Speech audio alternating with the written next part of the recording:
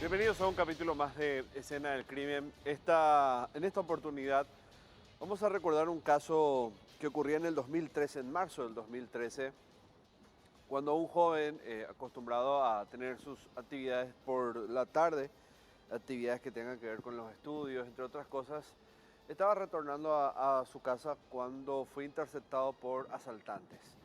Una pareja, para ser preciso. Toda esa situación no quedó así nada más. Generalmente los casos de asalto que tienen una derivación fatal, como en esta ocasión, muchas veces si no son por las cámaras de seguridad, nadie ve. Muchas veces pueden ser por el temor a ser reconocidos dentro del proceso y haya una venganza, o por el simple hecho de no querer hablar. Claro que está mal, pero en aquella oportunidad no fue así. Hubo una persona que vio todo y sirvió mucho dentro del transcurso de la investigación para poder describir a las personas que habían cometido este hecho y posteriormente ayudar a la policía a encontrarlos y procesarlos. No avanzando mucho en los detalles de cómo fue que ocurrió, vamos a conocer primero a la víctima y al victimario, de los victimarios en realidad, de este caso.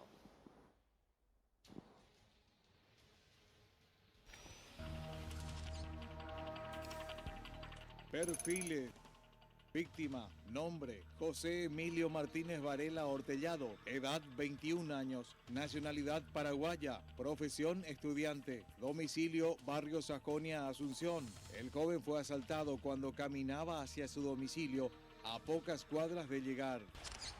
Victimarios, nombre, Leocadio Emanuel Galloso Fernández, edad 29 años, nacionalidad paraguaya, profesión estudiante, domicilio Barrio Sajonia, Asunción. El criminal ya arrastraba otro crimen en su foja delictiva. En la cárcel asesinó a otra persona. Nombre, Cintia Lorena Paiva Gómez, edad 21 años, nacionalidad paraguaya, profesión estudiante, domicilio Barrio Sajonia, Asunción, novia de Leocadio Emanuel, fue condenada a 10 años de prisión como cómplice. Era el 7 de marzo, un día jueves del año 2013. Hacía demasiado calor en aquella oportunidad, como estamos acostumbrados aquí en el país. Y él volvía a su casa, en este caso la víctima, José Emilio. Y cuando faltaba muy poco, sintió que alguien se acercaba y quizás ese sentido de alerta, ese instinto, lo llegó a reconocer rápidamente que estaba demasiado cerca para ser simplemente alguien que estaba de paso. Ahí se dio vuelta y se percató que esas personas tenían la mirada puesta en él.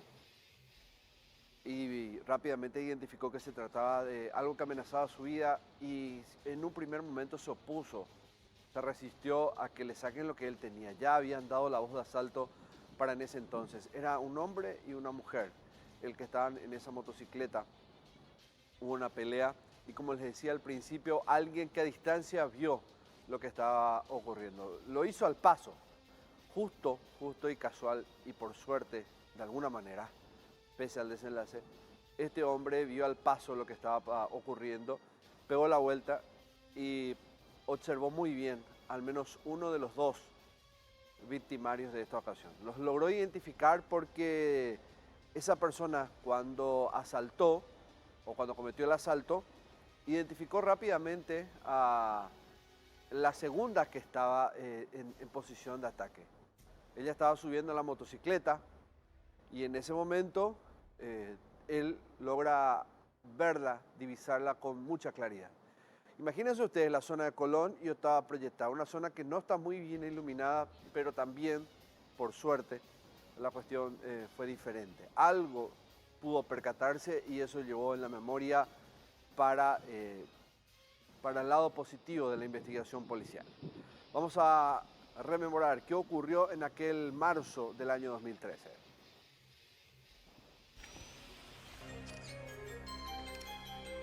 ¿Qué pasó? Jueves 7 de marzo del 2013. El calor era algo menos pesado que los días anteriores. Era el penúltimo día hábil en la facultad y José Emilio Martínez Varela, junto con sus compañeros de clase, decidieron aprovechar un par de horas para distenderse. Desde la Universidad Autónoma de Asunción se trasladaron hasta un local nocturno situado a pocas cuadras de su domicilio en el barrio Sajonia de Asunción. Cuando la noche del jueves ya se había convertido en la madrugada del viernes, el grupo empezó a desintegrarse y el muchacho decidió que era hora de regresar a casa. Nosotros le estábamos llamando a él mucho, ¿verdad? Y mamá estaba llamando a su teléfono. Y su teléfono estaba acá en su bolsillo, ¿verdad? Entonces, ahí atiende un policía. Y atiende su teléfono, ya tenían ellos en su poder. Y le dice, ¿verdad, señora? Tuvo un accidente su hijo, ¿verdad? Algo. Y ahí mi mamá viene corriendo junto a mí y me dice...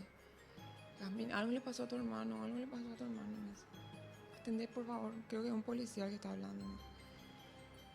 Y al atender, ahí me dicen, señora, ¿usted quién es? Yo soy Jasmine Martínez, soy la hermana. Y me dice, su hermano tuvo un accidente, necesitamos que vayan a emergencias médicas. Yo pensé que, no sé, que se accidentó, ¿verdad? Porque él tenía que ir en auto, tenía que volver en auto a mi casa.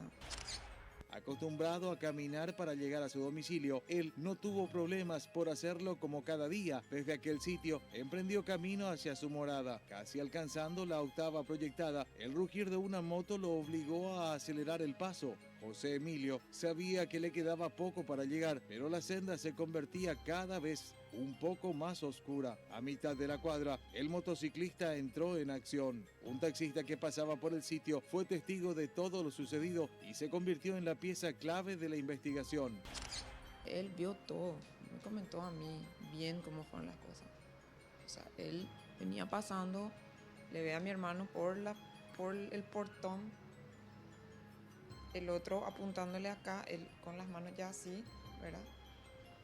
Y él vio el revólver, vio todo, pero él se asustó. Entonces ahí él baja Colón y le ve a la chica en la esquina. Y de hecho, me había comentado él que él hizo un juego de luces, ¿verdad? Tipo, le prendió la luz al asaltante, ¿verdad? Como para ver si no se tranquilizaba o no se iba, ¿verdad? Pero no. Y ahí se asusta y baja el Colón. Y ahí lo que le ve a la chica y la chica le hace tipo una seña, anda, seguí, ¿verdad? El taxista medio para como para subirle a ella, porque justamente se da cuenta que es un asalto y como tipo advirtiéndole, mira, esto es un asalto, ahí hay un asalto, ¿verdad? Y ella ahí le hace que se vaya.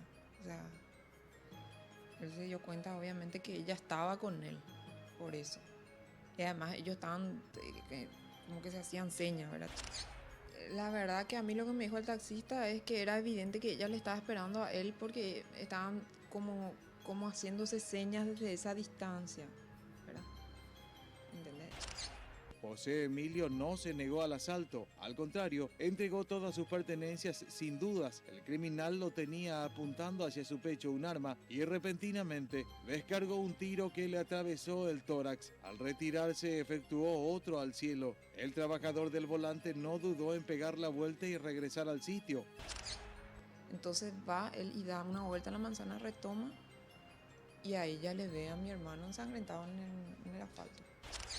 Al llegar, pudo ver el preciso momento en que la mujer que había visto anteriormente subía al biciclo de aquel extraño, mientras José Emilio, al herido, respiraba con dificultad. El estudiante de 21 años fue trasladado hasta el entonces Hospital de Emergencias Médicas, donde se constató su deceso.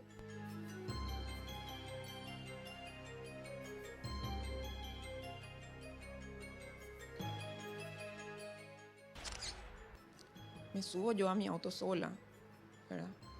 En eso me alcanza mi marido y se sube conmigo, pero solo nosotros dos llegamos, bueno, nos vamos por Colón y ahí en Colón y Octava habían 2 policías parados.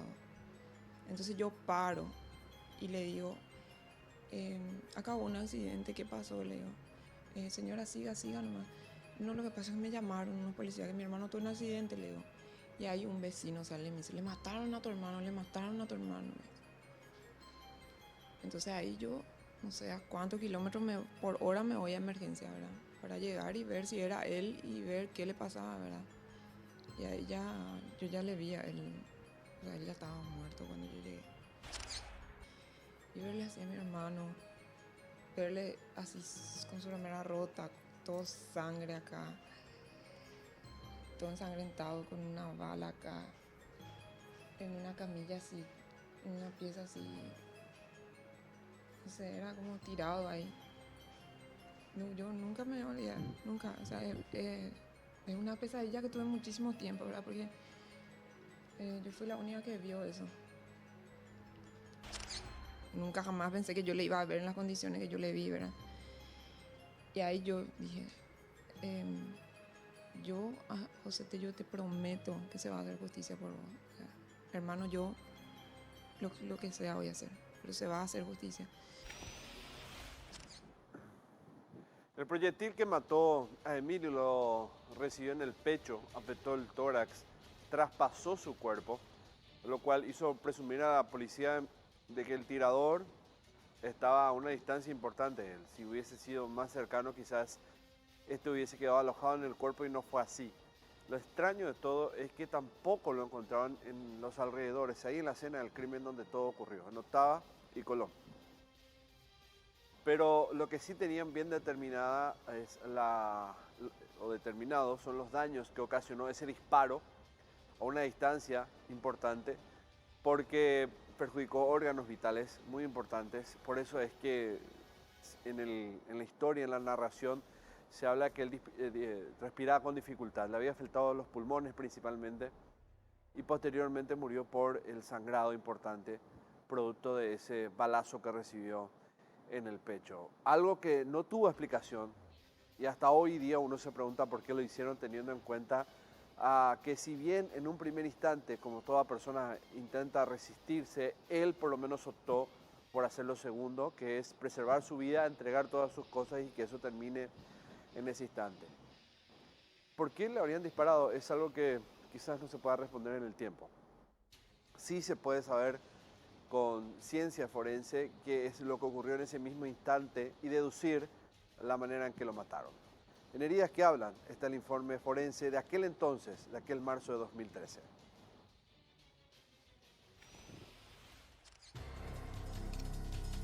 Heridas que hablan. Un disparo en el pecho fue lo que causó la muerte a José Emilio Martínez Varela. El proyectil de un arma calibre 9 milímetros tuvo orificio de entrada y salida en el cuerpo del muchacho de 21 años. Atravesando el tórax, la bala causó severas lesiones en órganos vitales, lo que produjo su muerte de forma casi instantánea. El proyectil no fue encontrado en el cuerpo del joven, pero tampoco en el lugar del homicidio. Su muerte fue diagnosticada como shock hipovolémico por herida de arma de fuego.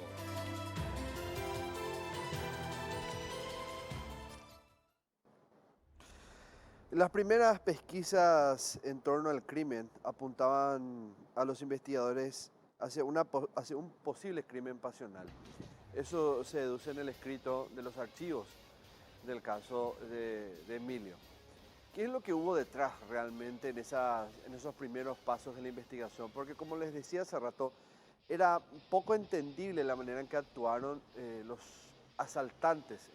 Ya hoy podemos decir que sí lo era, que realmente el objetivo fue sacarle el celular y sus pertenencias costosas. En un primer momento, imagínense, el hecho en que lo hayan matado, pese a que él entregó, no había signos de resistencia, no había signos de haber puesto resistencia, no hubo pelea, no hubo heridas defensivas en la víctima, alguna lesión, piel bajo las uñas, y que solo falte la mochila, que es a parecer lo que se llevaron, hacía deducir en un primer momento de que habría la posibilidad de un ajuste de cuentas con el tinte pasional, como se acostumbra a decir, o con algo que tenga que ver con alguna relación fallida de por medio. Eso se especuló en un primer momento. Con el paso del tiempo, claro, eso se desvirtuó, pero en aquel entonces había algo bastante macabro de por medio, y es lo que comenzaron a revelar los investigadores en esas primeras horas, intentando deducir qué fue y qué lo mató a Emilio.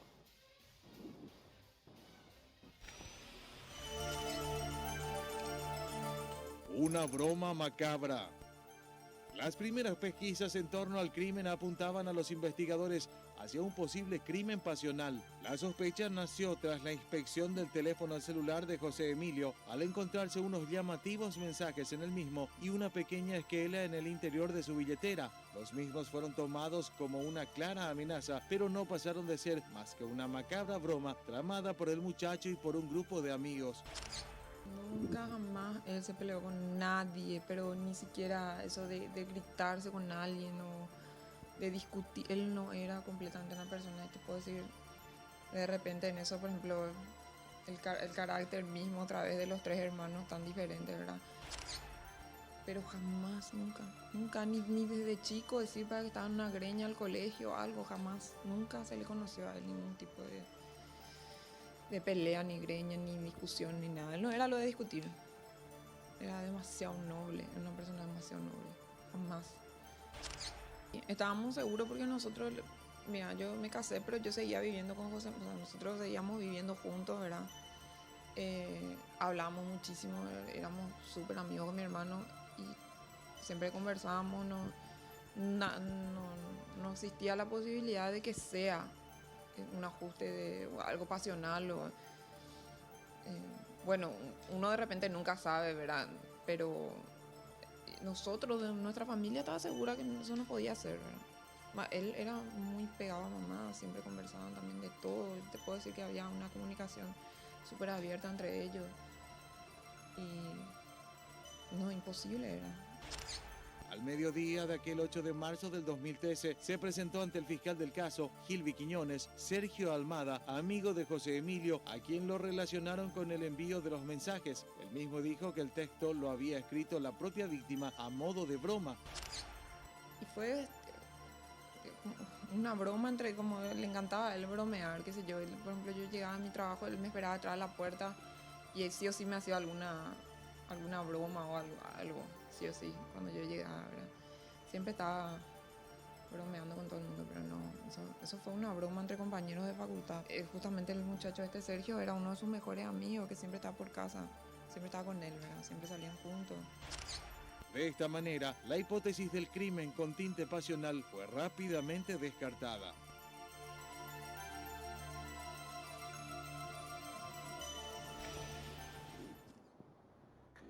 Al estar descartada la tesis del crimen pasional, entonces la pregunta es ¿qué quedaba por deducir? ¿Hacia dónde apuntaba la investigación? Bueno, la policía obtuvo con el paso de las horas y en 5 días tenía prácticamente una imagen diseñada de quién era el asesino. Fue un alias el que permitió conducir a los agentes de homicidios hasta el que mató a José Emilio, con un disparo, pero faltaba la cómplice, que también iba a ser identificada con el paso de los días. Así fue que la policía identificó al asesino.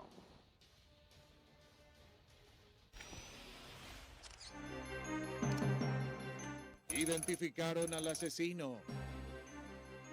Descartada la hipótesis de un crimen pasional, la tarea de encontrar al asesino no sería fácil, pero la familia no quedó de brazos cruzados a esperar que lo atraparan. A mí me habían dicho que en estos casos motochorros que existen millones, ¿verdad? Cada día en nuestro país. Si ahí en caliente, en el momento, en la semana, nosotros no llegábamos a tener algún dato o no llegábamos a tener a la persona, ya era muy difícil, lastimosamente, ¿verdad? Que había muchísimos casos que no, de repente no se podían más, no se podía saber quién fue, ¿verdad? O no se podía. Entonces, siempre yo supe que José Emilio a nosotros nos guió, José Emilio a nosotros nos mostró, José Emilio a nosotros intercedió para que se pueda llegar a quien fue, se pueda lograr hacer justicia, ¿verdad? Yo creo que más por su mamá, porque él moría por mi mamá, ¿verdad? Ellos mismos salieron a la calle a buscar respuestas, a intentar saber quién arrebató de sus vidas a aquel ser tan querido. Sí, en un principio nosotros no teníamos realmente ninguna pista de quién podía ser, ¿verdad? Y el día que nosotros le enterramos a mi hermano, decidimos salir a hablar con los vecinos para ver si alguien vio algo, ¿verdad? Nuestra desesperación. Y logramos dar con un ciudadano alemán que en ese momento tenía un problema cardíaco y no podía dormir esa noche. Entonces justo estaba mirando en la ventana que daba a la calle. Y como el, justito la ventana esa daba justo a donde se le disparó mi hermano al portón, ¿verdad? Era enfrente, ¿verdad? Al portón donde le disparan a mi hermano. Él pudo ver todo. Eh, esta persona que le asesina a mi hermano en todo momento tenía el casco puesto, pero en un momento dado, justo enfrente a la ventana de él, se saca el casco. Entonces ahí es que este ciudadano alemán puede verle a él. Y en ese momento, ya ese día que nosotros le enterramos a mi hermano, él me dice, es una persona de tales características, de pelo así, de corpulento, de pelo enrulado, de tez morena, ya nos da una serie de características, inclusive se hace más o menos ya un identikit de la persona, ¿verdad? En fiscalía, nosotros le pedimos que él vaya a comentar eso en fiscalía, ¿verdad? Lo que él vio, y ya se pudo hacer, ¿verdad? Una pista sería clave para ellos. Lo que parecía ser un simple alias marcó el norte de la investigación y a partir de allí, en el caso se reflejó un panorama mucho más claro. Hubo un encuentro ahí en el barrio, yo no sé si fue una apoyada, una hamburgueseada, algo benéfico creo que era para alguien del barrio, y ahí surgió un comentario que llegó a nosotros, que fue Pico le mató a ese muchacho Martínez, ¿verdad? Cuando fue así, estaba el día o al día siguiente del caso de mi hermano, ¿verdad? Que todo el mundo estaba así muy impresionado, y Pico fue, se escuchó, hay una conversación, ¿verdad? Y eso fue lo que nos llega a nosotros. Nos llega ese alias, ¿verdad? Y a partir de ahí empieza una investigación, ¿verdad? ¿Quién podía ser Pico? Se empieza a comparar el identikit, todo eso, y se llega al nombre de esta persona, ¿verdad? La noticia sobre su detención tardaría en llegar casi una semana, confirmándose al quinto día su identidad, Leocadio Emanuel Galloso. Sinceramente, así tengo flashes de así estar muy en shock, ¿verdad? Desde el primer día, no entender mucho la situación. Pero cuando nosotros vemos que se le agarra, ¿verdad?, a esta persona, eh, queríamos primero que se esté seguro, ¿verdad?, de que era esa persona, y obviamente saber, o sea, lo que nosotros siempre nos preguntamos, ¿por qué le mataste, verdad? Que fue lo que a mí me tocó preguntarle en la audiencia, en una de las audiencias. O sea, ¿por qué matarle? ¿Por qué si vos ya tenías su mochila? ¿Por qué si vos ya tenías sus cosas? O sea, ¿por qué tuviste que dispararle? ¿Por qué hizo eso, verdad? Teníamos, aparte de querer, ¿verdad?, que él cumpla una condena por lo que hizo, también nosotros queríamos saber por qué él hizo eso. Esa es una pregunta que nosotros siempre nos hacíamos. ¿Por qué le mató? Si mi hermano nunca se resistió. La gente en Sajonia, los alrededores, ¿verdad? Lo que yo entiendo es que lo que a mí me dijeron es que le tenían mucho miedo a él. Era una persona que aterrorizaba la zona, ¿verdad? En los allanamientos, las cosas que se encontraron fueron algo así. Era una pieza llena de mochilas, de riñoneras, de cascos, o sea, todas las cosas que él, todos los asaltos que hizo en ese poco tiempo que él estuvo afuera, ¿verdad? Vos decís, ¿cómo puede ser que esta persona haya estado libre? A miles de estudiantes le habrá asaltado, eran miles de mochilas. Que la mochila de José Emilio, mi hermano, nunca se encontró. A mí lo que me dijeron vecinos también fue que él lo que acostumbraba a hacer era tirar al río, como él vivía muy cerca del río. Él lo que hacía es algunas pertenencias directamente tiraba al río para que se pierdan ahí, ¿verdad? Y que lo que cree la gente es que se tiró, ¿verdad? Las cosas de José Emilio se tiraron al río. Y yo creo que sí, que él tuvo miedo. Él en algún momento se dio cuenta que él, de todos los casos de asalto y demás que él pudo haber hecho, que él en este estaba así muy, muy comprometido, vamos a decir de alguna forma, ¿verdad? En su casa se encontró un santuario, en una de las piezas de él, un santuario, ¿verdad?, tipo de ocultismo, ¿verdad? De santos así, de cabeza, de santos raros, de muchas cosas muy extrañas, de una religión rara que él tenía, ¿verdad? En una pieza así, todo su santo, como ellos le llaman, ¿verdad? Eso es lo que te contaron los investigadores. Ellos quitaron fotos, también tomaron como muestra eso. Sí, la verdad que se sacó foto de eso, así como se sacaron fotos de otra pieza llena con las mochilas y todo lo que él robó, también se tomaron fotos de la pieza donde él tenía todas las cosas de su sexta religión, no sé cómo llamarle, ¿verdad? Lo que él seguía en ese entonces, ¿verdad? Él no asalta por necesidad, él no es una persona que necesita. Su mamá y su papá son gente que viven, tienen casa, o sea, él tenía casa, su mamá y su papá tienen negocio. Le pusieron creo que un negocio a él. Él por gusto hace lo que hace. En sí es una persona que vos al verle es... eh, así te impresiona, ¿verdad? Así no quiero decir, ¿verdad? Pero así muy siniestra, es muy oscura que cuando vos le ves. Él inflige lo mío con su propia... al verle, ¿verdad? Y más todavía que él amenaza, él se te pone ahí como si fuera que, no sé, que él está bien lo que él hace o lo que él dice, ¿verdad? Se siente, sí, totalmente. Se resiente su aura, su energía, realmente así muy siniestra. La foto misma, cuando vos ves, así asusta realmente. Ya tenían un alias de quién era el asesino, ya lo lograron identificar gracias a este hombre que justo tuvo en el momento en que él se sacó el casco. Ya sabían de qué se trataba y la policía solo tenía que orientar sus herramientas hacia ubicarlo y detenerlo. A la vuelta de esta primera pausa aquí en Escena del Crimen, vamos a recordar un poco a José Emilio y luego continuar con las pistas que llevó a la detención de él y su pareja en el crimen ocurrido en marzo de 2013. Pausa.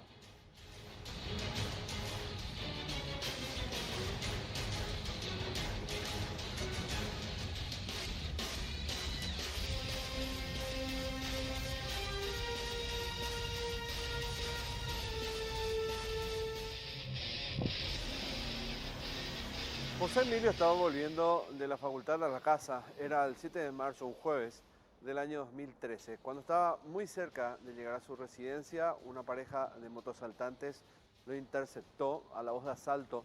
Él entregó lo que tenía, era una mochila donde llevaba sus pertenencias, pero pese a ello igual le dispararon. Ese certero disparo en el pecho le provocó la muerte con posterioridad.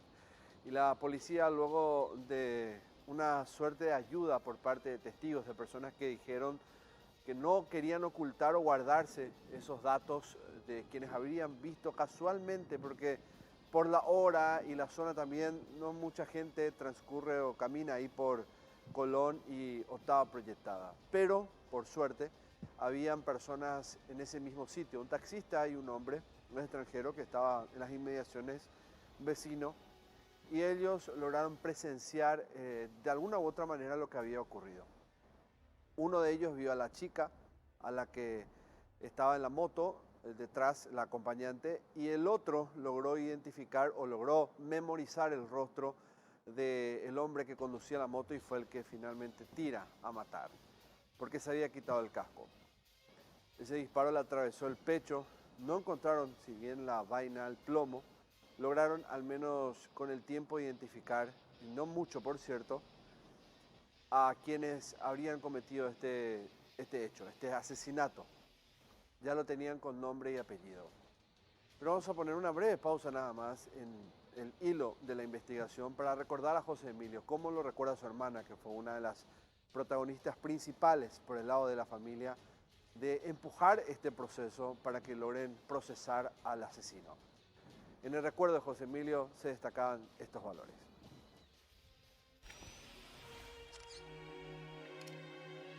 El recuerdo de José Emilio. Nacido el 13 de febrero del año 1992, José Emilio Martínez Varela Ortellado era el menor de 3 hermanos, hijos de la unión entre María Teresa Ortellado y Héctor José Martínez Varela, un soñador nato. José Emilio cursaba el segundo año de la carrera de Ingeniería Comercial en la Universidad Autónoma de Asunción, pero su pasión lo empujaba hacia el diseño gráfico, carrera que pretendía iniciar el mismo año en que fue asesinado. Su característico humor despilfarraba energía y alegría por donde pasara, y así lo recuerdan hasta hoy día sus familiares y amigos.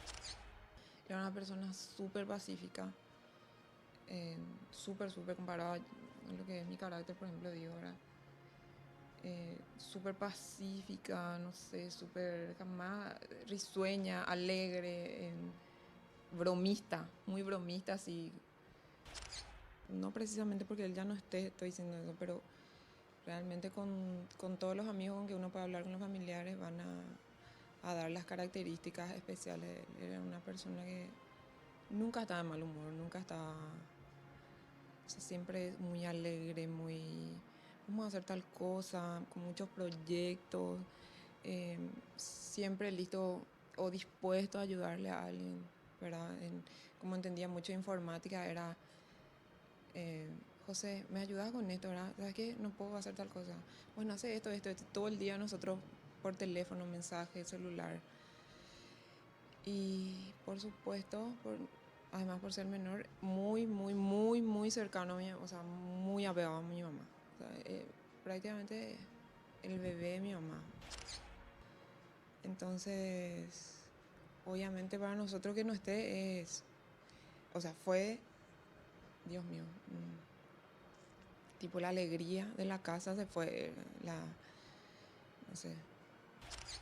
Padres y hermanos del joven decidieron cumplir uno de los deseos más anhelados por el muchacho, donar sus órganos. Las córneas y riñones de José Emilio fueron donados y entregados para el trasplante al entonces Centro de Emergencias Médicas, donde se constató su deceso. Tras su cobarde asesinato, amigos del muchacho se unieron a la familia en el grito de esperanza por conseguir justicia para él y para otras tantas víctimas de la inseguridad que enlutó a varias familias a lo largo de los meses y años que fueron pasando. O sea, realmente cuando pasó lo de José nadie podía creer. O sea, no fue solamente para la familia, todo el mundo quedó así muy impactado, ¿verdad? En ese momento. Y nosotros obviamente no sabíamos, no sospechábamos, no entendíamos, y en medio de toda esa desesperación dijimos, bueno, ¿qué podemos hacer para pedir justicia por él, para tener algún dato, para conseguir ver quién le hizo esto a nuestro hermano, ¿verdad? Y en medio de eso hicimos una marcha y nos unimos a una asociación que se llamaba la Asociación de Víctimas de la Inseguridad, y empezamos a hacer muchas marchas, movilizaciones, ¿verdad? Ese año hubo también casos muy fuertes, fue el caso de Lia Liz. 1 o 2 meses después fue el caso de esta chica Lia Liz también que murió prácticamente así en un asalto en las mismas circunstancias, ¿verdad? Y a partir de ahí empezamos realmente a movilizarnos mucho, porque realmente lo que nosotros no queríamos es que le pase a otra familia lo que a nosotros nos pasó. O sea, destruyó, como yo le dije, me tocó la oportunidad en una de las audiencias decirle a la persona hasta que le mató a mi hermano, él destruyó nuestra familia. Él destruyó la vida de mi mamá. Y te puedo decir con todas las letras, yo vivo con mi mamá. Yo veo su sufrimiento todos los días. Y por supuesto, para mí, para mi otro hermano también, para mi papá, para todo. Es una lucha diaria vivir sin mi hermano.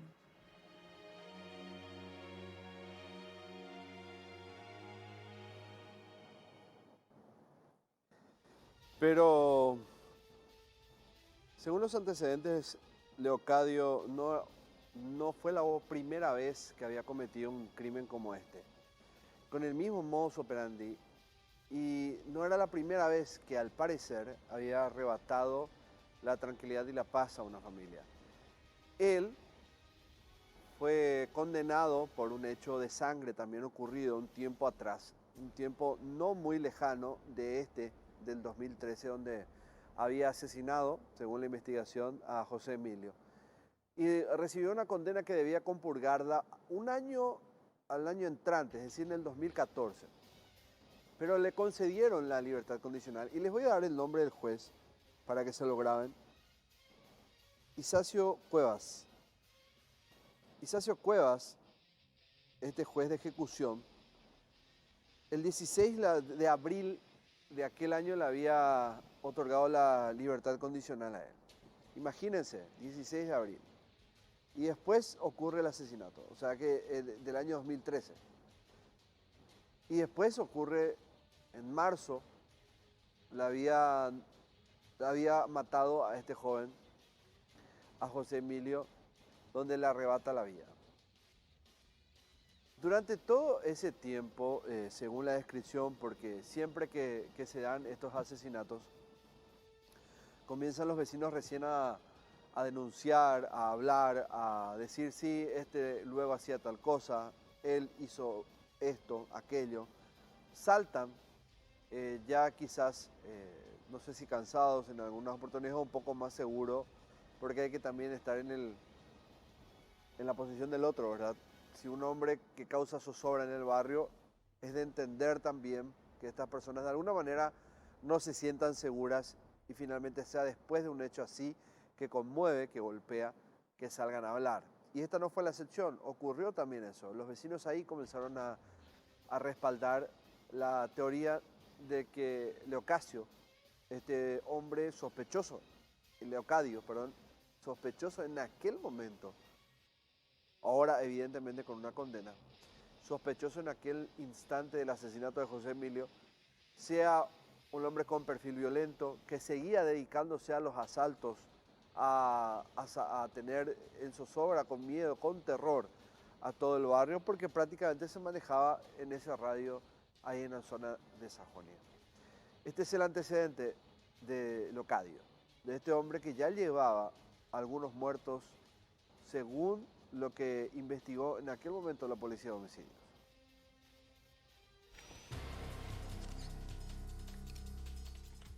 El crimen anterior. Al momento de su detención, Leocadio Emanuel Galloso Fernández contaba con libertad condicional desde el 2 de mayo del año 2012 por otro hecho de homicidio. La misma fue dictada por la juez de ejecución Ana María Llanes. Tenía que cumplir 10 años, salió en mayo a los 6 y a partir de ahí, te puedo decir, en ese corto tiempo que él salió, hizo miles de hechos delictivos, miles de asaltos, miles de amedrentamientos. Él salía con la moto y el revólver a amenazarle a cuantos se le cruzaban su camino. Según esto es lo que a mí me contaron los vecinos en el momento que yo me fui a hablar con ellos. Era así, tipo todo el mundo, mucha gente no se animaba a denunciar del miedo que le tenían a él.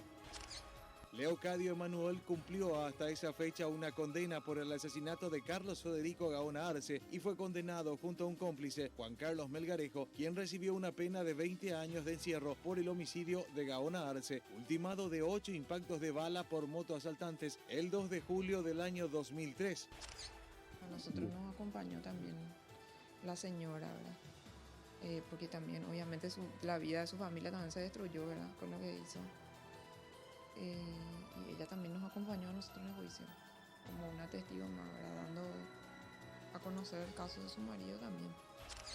El 17 de agosto de ese mismo año, Galloso, llamativamente, denunció ante los medios de prensa una supuesta persecución por parte de un ex policía identificado como Carlos Chiquitín Núñez, quien lo acusaba de participar en otro asesinato del que fue víctima un ciudadano uruguayo. Hasta ese día, el condenado posteriormente por la muerte de Gaona Arce había sido detenido 3 veces y liberado nuevamente al no encontrarse pruebas contra él por el crimen del uruguayo. Galloso Fernández debía purgar su pena en julio del 2014, pero el juez de ejecución, Isacio Cuevas, le concedió la libertad condicional el 16 de abril, pero ya entonces le fue revocada. Regresó a prisión, pero nuevamente fue beneficiado con la libertad condicional en mayo del 2012, cuando finalmente salió libre. El criminal pidió modificar las condiciones, pues no podía pagar 150.000 guaraníes mensuales, pero fue detenido al asistir a su audiencia. Al ser nuevamente detenido por el crimen de José Emilio, Llanes revocó su libertad condicional.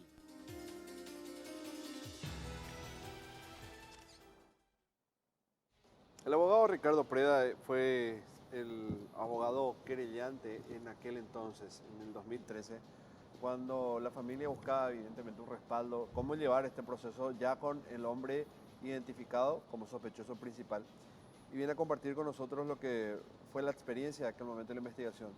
Doctor, gracias por venir. Bueno, buenas noches, Oscar, y a la audiencia de Escena del Crimen. ¿Cómo inicia tu investigación? Porque dentro de todo también jugás un rol como de policía al momento, digo, de buscar indicios, pruebas que puedan sustentar lo que vayas a pedir después ante los jueces, ¿verdad? Bueno, la intervención que me cupo se inicia ya en el juicio oral. El trabajo de investigación estuvo a cargo de la fiscal Gilby Quiñones y de un equipo de agentes policiales que realizaron un trabajo impecable, tanto la fiscal Quiñones, que ahora se desempeña ya en otro cargo en el sistema judicial, cuando eso era agente fiscal, un trabajo impecable que llevaron a corroborar fuera de toda duda cómo ocurrió este lamentable suceso que terminó con la vida de José Emilio. Ellos pudieron acceder a cámaras de circuito cerrado, una cantidad suficiente de testigos. Sí, testigos incluso presenciales, es decir, aunque ocurrió en la madrugada, dio la casualidad que había un señor que vivía sobre la avenida Colón, que sufría de un problema cardíaco y le costaba conciliar el sueño, y justo esa madrugada él estaba, hacía cierto calor, era marzo del año 2013, él sale, estaba mirando en la ventana y en eso ve cómo Leocadio Galloso sube en la motocicleta en la vereda y le intima a José Emilio a que le entregue sus pertenencias, y en ese momento le dispara un tiro certero en el pecho, y al mismo tiempo, unos segundos después, un taxista que venía de hacia Sexta más o menos, bajando por Colón, también divisa el suceso. O sea, tuvimos testigos presenciales, tuvimos cámaras de circuito cerrado que corroboraron que tanto Leocadio como Cintia, que era su cómplice en esto. ¿Por qué su cómplice? Porque Cintia se colocó en una esquina para verificar si había algún movimiento para alertarla o alertar a Leocadio, y bueno, esa fue su contribución al suceso, y por ello fue condenada como cómplice a 10 años. Realmente acá el sistema judicial cometió un error al hacer una prognosis con Leocadio Galloso. ¿Por qué digo cometió un error al realizar una prognosis? Porque cuando deciden otorgarle la libertad condicional, es para otorgar, según el Código Penal, la libertad condicional, se hace una prognosis de si la persona realmente, en condiciones de libertad, ya no va a volver a delinquir. Lamentablemente, ese error en el cálculo de la jueza de ejecución le costó la vida a José Emilio. Claro, porque él sale un poco antes de este suceso, ¿verdad? Sí, él salió con libertad condicional. Él tenía una pena que compurgar. Él sale en libertad condicional. No sé sobre qué base el análisis, porque...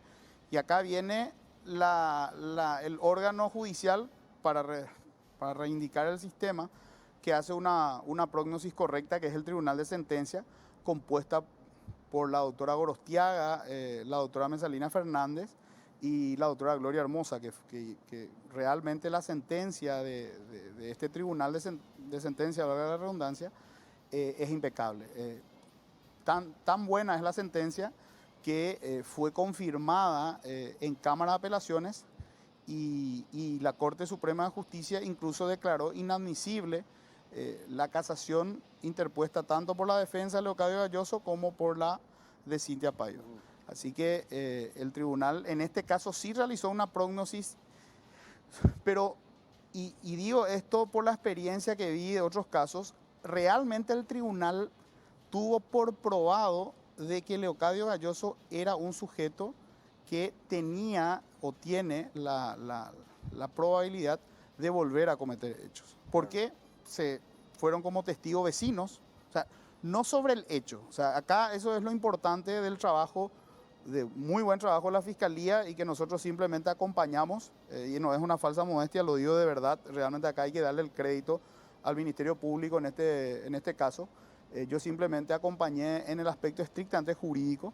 El trabajo de la policía también fue impecable en la investigación y se hizo tan bien que se probó no solamente que Leocadio Galloso disparó y mató a José Emilio, sino cuáles eran las características de este sujeto en función a su comportamiento en su entorno. Y eso sirvió para que el tribunal tenga por probado de que realmente era una persona que calificaba para que se le aplique no solamente una pena privativa de libertad alta, de hecho que le aplicaron la pena privativa más alta, 30 años, sino también una reclusión en un establecimiento de seguridad. Ahora, eso es lo que a vos como herramienta o elemento te sirvió para que en el juicio diga, este hombre no puede recibir menos de 20 años, ¿verdad? Sí, de hecho que recibió 30 de pena y 7 de medida de seguridad, creo que es la segunda más importante en la historia. 40. Nosotros pedimos 30 de pena privativa de libertad y 10 de seguridad. En la pena sí le aplicaron los 30 que pedimos y en la medida 7. En realidad tampoco nos pareció fuera de lugar eso. Nosotros creíamos que era la máxima de reclusión, pero el Tribunal de Sentencia consideró razonadamente y muy bien fundado que esta persona merecía 7 años más de reclusión. De hecho que lo que sigue después le termina dando la razón al tribunal, tanto a la Fiscalía y a nosotros que pedimos y al tribunal que otorgó la medida de seguridad, porque este sujeto ya dentro de la cárcel volvió a cometer un homicidio de un interno. Así que definitivamente Leocadio Galloso es un sujeto que tenía las condiciones para ser considerado realmente, y aunque esto es muchas veces difícil de determinar, pero yo creo que este es un caso donde uno puede decir era un sujeto peligroso. ¿Pero te sorprendió la condena? O sea, ¿no esperabas que se cumpla algo tan próximo a lo que ustedes solicitaban? En realidad yo le tenía mucha confianza al Tribunal de Sentencia porque, y aparte la forma en que se realizó el juicio, se hizo una reconstrucción de los hechos, fueron los testigos, era el horario, o sea, se hizo un trabajo impecable en el juicio oral que terminó de manera indubitable de que se trataba de este sujeto quien acabó con la vida del joven José Emilio. Y realmente el tribunal tuvo todos los elementos para poder concluir, y no solamente concluyó de manera correcta, sino lo materializó en una sentencia muy bien lograda. Gracias por tu presencia, doctor. Muy amable. Por favor, muchas gracias. A propósito de lo que comentaba el abogado Preda, Ricardo Preda, sobre eso que había ocurrido, porque esto ocurre antes de la muerte de Emilio. Él ya estaba adentro con condicional por un homicidio. Mata a José Emilio en la calle en libertad y luego vuelve a matar dentro de la cárcel. ¿Qué había ocurrido en aquel entonces? Veamos.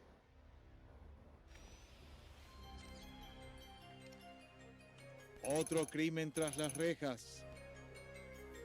Idas y vueltas de penitenciaría en penitenciaría dio Leocadio Emanuel desde su ingreso al sistema penitenciario con prisión preventiva por disposición de la jueza de garantías Patricia González. Inicialmente empezó como inquilino de la cárcel capitalina de Tacumbú, donde su conducta agresiva lo llevó a pasar días y noches en celdas de aislamiento que en todos los penales recorridos se convirtió en un factor común. El 4 de junio del año 2018, poco después de las 17 horas, una ambulancia salía raudamente de la penitenciaría regional de Coronel Oviedo con destino al hospital regional, donde se confirmaría horas más tarde el fallecimiento de Jorge Jiménez, un recluso de 33 años. Es que nosotros nos enteramos de que él siguió, ¿verdad? Con ese... él no cambia, vamos a decir, ¿verdad? No busca tener un mejor comportamiento ni nada. Y sí, siguió haciendo hechos delictivos dentro de la cárcel, ¿verdad? O sea, en vez de él rehabilitarse, cada vez está peor, ¿verdad? Entonces, por eso también entiendo yo, los jueces dieron los 7 años en medida de seguridad, porque ya es una persona que lastimosamente difícil es que cambie, ¿verdad? La víctima compartía celda en el pabellón D con Leocadio Emanuel, quien durante una discusión le aplicó una puñalada mortal. Leocadio se ganó algunas semanas en aislamiento y un nuevo proceso por homicidio doloso. El criminal actualmente se encuentra recluido en el penal Padre de la Vega de Emboscada, donde aguarda juicio por el asesinato de su compañero.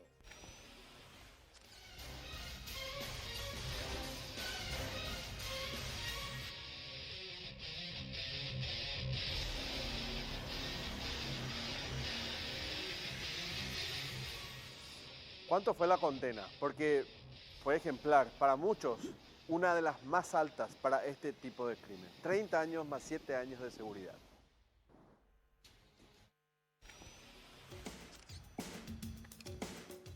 Una ejemplar condena. Una histórica condena dictó el Tribunal de Sentencia contra Leocadio Emanuel Galloso Fernández cuando habían pasado ya 2 años y 4 meses del crimen que se le había acusado. El veredicto fue claro, 37 años de prisión, convirtiéndose en aquel tiempo en la segunda pena más alta después de la de Adolfo Trote por asesinar a su mujer, aunque actualmente existen otras penas más altas. Con esa medida de seguridad, ¿verdad? Nosotros y muchísima gente, ¿verdad? Tuvo un respiro y muchísima gente nos llamó a nosotros, ¿verdad? Otra vez agradecer, ¿verdad? Pero en realidad nosotros no es que hicimos esto. O sea, mucha gente a él le tenía miedo, mucha gente vivía en zozobra. Que a sus vecinos mismos él le entraba todo el tiempo, ¿verdad? Y realmente mucha gente tipo tuvo así una paz, ¿verdad? De que él no va a poder salir mucho tiempo, que él va a estar ahí, ¿verdad? Como yo siempre dije, no es lo solamente hacer justicia por mi hermano, sino el hecho de que él no esté afuera, o sea, de que él es un peligro para la sociedad. Él es un peligro para cualquier familia, para cualquier hermana, madre, hermano, papá. Él es un peligro que esté afuera. Nadie nos devuelve a mi hermano, como dicen también mamá, o sea, nadie nos devuelve él, ¿verdad? Pero por lo menos saber que ese tipo no va a volver a hacer eso afuera, ¿verdad? No le va a hacer eso a otra familia. Y que mi hermano puede descansar en paz porque nosotros hicimos todo lo que pudimos para que él tenga justicia, ¿verdad? Para que no quede así, que se aclare el caso, que realmente, o sea, que se haga justicia por él, ¿verdad? El fallo fue dado el miércoles 29 de julio del año 2015 por el tribunal integrado por Blanca Gorostiaga, Gloria Hermosa y Lourdes Peña. Por unanimidad, los magistrados determinaron que el criminal disparó al joven por mero placer, por el puro gusto de matar, pues quedó demostrado que la víctima ya había entregado sus pertenencias al momento en que percutió el tiro. La fiscalía, representada por la entonces fiscal del crimen, Gilby Quiñones, solicitó la pena máxima, 30 años de cárcel y 10 de seguridad, pero los jueces consideraron justo que pasara 30 años más 7 de seguridad, considerándolo un peligroso criminal que, beneficiado con la libertad condicional por un homicidio, volvió a cometer otro asesinato. Y a mí me tocó estar cara a cara con él, ¿verdad? Me tocó enfrentarle, pero él en ningún momento me podía mirar a la cara cuando yo le decía lo que yo le decía. Él bajaba la mirada, él no podía mirarme a mí. Y la verdad, de lo que yo vi siempre, estando ya tanto en las audiencias como en el juicio, yo nunca vi un arrepentimiento de él. Nunca jamás, no, en ningún momento él dijo, hice esto, ¿verdad? Que nunca hubo un arrepentimiento, ni de él ni de su familia, porque inclusive en una de las audiencias su familia sí se iba y le llevaba una gaseosita con una hamburguesita. Le sentaban ahí como si fuera que él no hizo nada, ¿verdad? Dios mío. Y en el juicio inclusive hubo veces que yo vi que él se reía, ¿verdad? Él se reía, muchas de las veces él se reía, o sea que no hubo arrepentimiento jamás de parte de él. Tenía una risa tipo irónica. No sé si él a lo mejor pensaba, nunca creyó que le iban a salir tantos años, ¿verdad? A lo mejor él estaba seguro de que... Por eso también que ellos después hacen la apelación, porque ellos creían que ellos iban a conseguir revocar esa sentencia y tener menos años. También fue condenada a 10 años de prisión su novia, Cintia Lorena Paiva Gómez, hallada culpable de ser cómplice del hecho. Yo sé que él también la amenazó muchísimo a ella. Ella iba a hablar en un principio, iba a contar muchas cosas, pero después también fue ella amenazada. A ella le tenía muy amenazada también. La Cámara de Apelaciones confirmó la condena en noviembre del mismo año por los camaristas de la segunda sala, Delio Vera Navarro, José Agustín Fernández y Anselmo Aveiro, nuevamente por unanimidad. Sin embargo, la defensa del condenado llevó el caso hasta la Corte en marzo del 2017 mediante un recurso de casación que fue declarado inadmisible por los ministros Sindulfo Blanco, Alicia Pucheta y Luis María Benítez Riera, quedando así firme la resolución del 13 de noviembre del año 2015.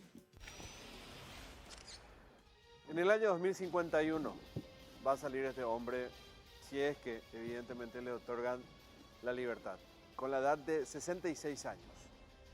Probado que mató por placer debido a lo que investigó la policía en torno a la secuencia de hechos. Hasta hoy día mencionan los investigadores que reciben amenazas por parte de él. Un hombre a quien describen como un verdadero psicópata, un hombre que no evidentemente se arrepintió de lo que había hecho, se burlaba de sus víctimas y disfrutaba del dolor que sentía, a boca de aquellos que habían participado en la investigación. Llegamos al final de Escena del Crimen. No olvide que puede volver a vernos los días domingos. Nos reencontramos la próxima semana. Gracias por la presencia. Adiós.